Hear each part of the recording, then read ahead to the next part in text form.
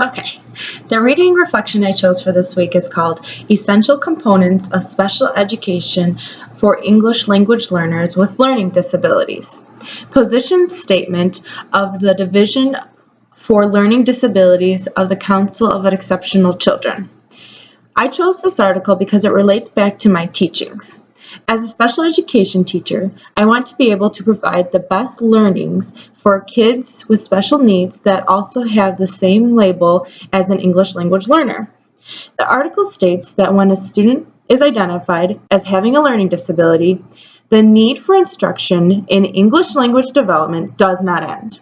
The 6 areas they benefit from is the culturally and linguistically responsive teachers, the culturally and linguistically responsive and relevant instruction, supporting learning environment, assistant in the English language along with the home language, and then help with the general education classroom with assessing the curriculum, and intensive research-based interventions designed to help improve academic and possibly behavioral skills.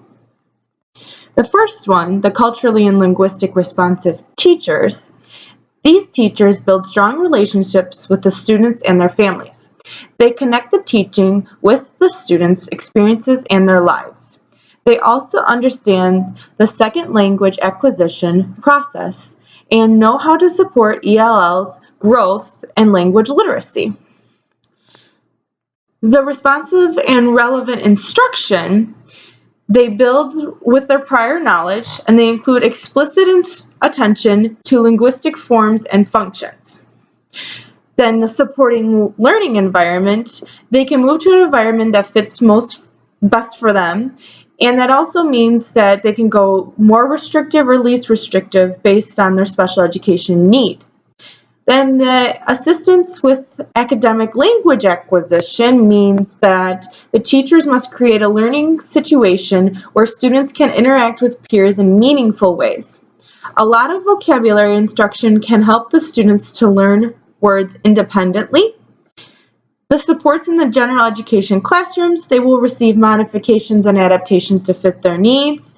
They may get extra time to complete a task, clarifying complex directions, providing visual supports, recording reading assignments for homework or review, and peer tutoring.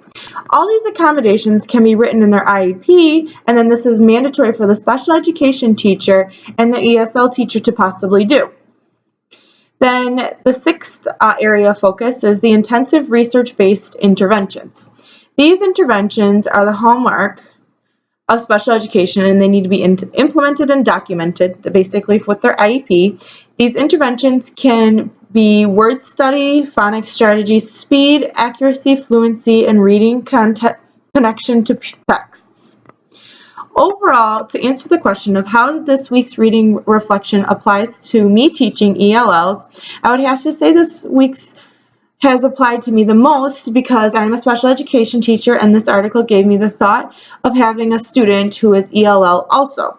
The 6 areas the students benefit has showed me that I need to focus on the upcoming year because I'll actually have 2 of these students in this category of need. The ending quote to this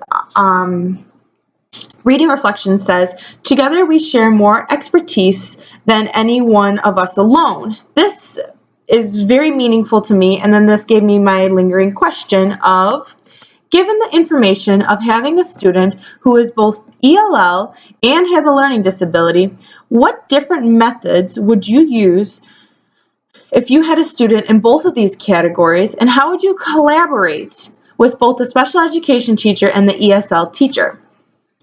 Thank you.